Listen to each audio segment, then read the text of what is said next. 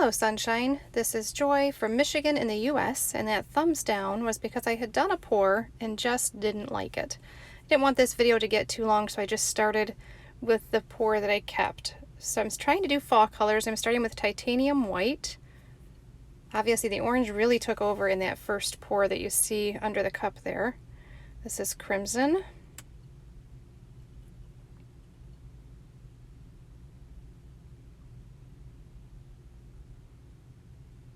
This is my goldenrod, which is one of my favorite custom colors. Just a little bit of orange added to cadmium orange hue, or cadmium medium yellow hue.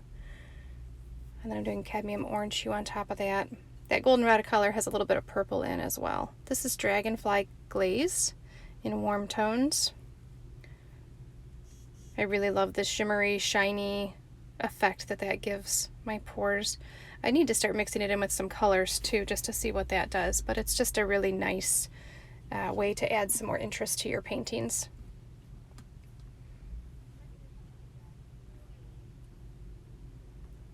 And then this is light magenta. I really love magenta and yellow together, but I didn't get the colors that I wanted, even doing the magenta and then the yellow. They just didn't quite flow the way I wanted to. And then we're back to titanium white. And this is just an 8 by 10 inch stretched canvas.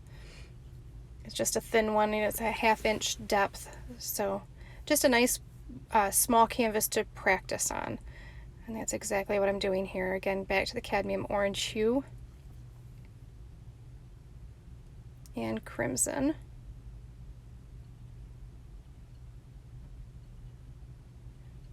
All right, and now we're going to do a ring pour. The goal is to do a wrecked ring pour. So here goes. I hope you all are doing well, staying safe, staying healthy. If you have already subscribed, thank you so much. My goal is to hit 100. I'd love to do that before my birthday in December, but I hate to put timelines on things. I'm at 77 now. If you haven't already subscribed, I would just be so thrilled if you would hit the subscribe button.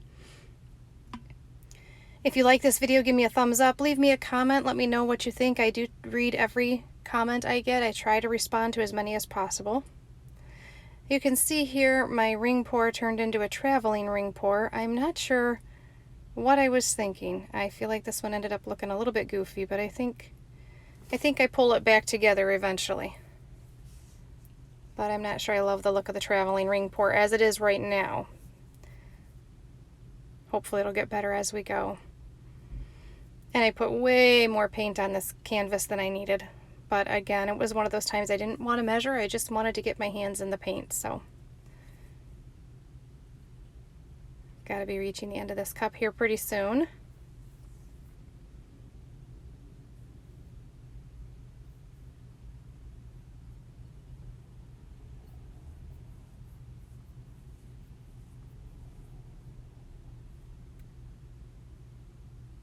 All right, there we go. We made it to the end of the cup.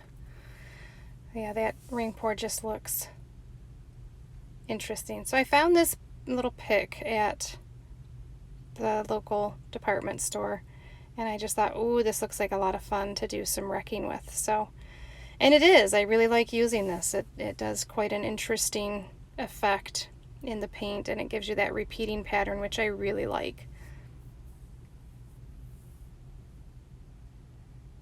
And you can run just a few of those teeth through it, or you can run the whole thing through it. So it's just, I think it's a lot of fun. And I liked that it had the metal teeth on it. I have wondered if I could maybe pull a couple off to give a wider space on one end than on the other, but I haven't messed with that yet. So we'll see if I decide to wreck my wrecking tool. So here we go. I'm going to try to stretch it, just tilting it gently. You can see as I tilt it, there's a lot of paint on this canvas, but it's okay. I think it works out in the end. I'm losing a lot of that yellow that I think was really, really pretty. Unfortunately, to cover up the previous pour, I had to stretch it further than I wanted to. But I think it ends up working out in the end. It's a very different pour from anything I think I've ever done before. Something very different, very unusual. Got that lovely ribbon of color on my fingers there. It sure was pretty. Just trying to stretch the composition upward a little bit. That top of the canvas, or the canvas portion that's closest to me, was just kind of stripey and not as interesting as I think the rest of it was. So I just tried to stretch some of that off to give the composition a little more oomph.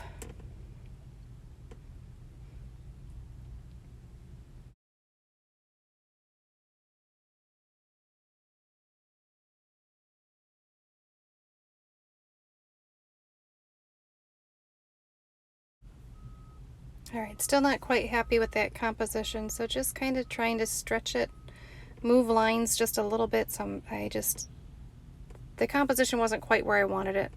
And I can't even tell you exactly what I was trying to achieve. I just knew it needed to be moved a little bit.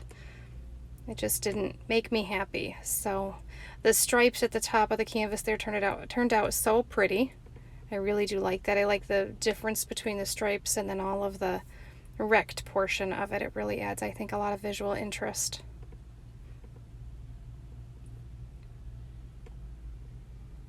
Just trying to get the paint off the bottom of the canvas now. There was a lot of it because there was so much paint on this canvas, and then I just stuck my thumb in the top of the painting. Fixed that. Easy peasy, it's just paint, no worries. Alright, I decided it needed to wreck just a little bit more. It just needed something over where that white is. It's one of those processes where you just stare and you stare and you stare until you finally see what you think needs to be changed, and then hopefully it works out for the best. I'm notorious for overworking my canvases, so sometimes maybe don't follow what I do. But I do feel like that added a bit, so I was happy with it.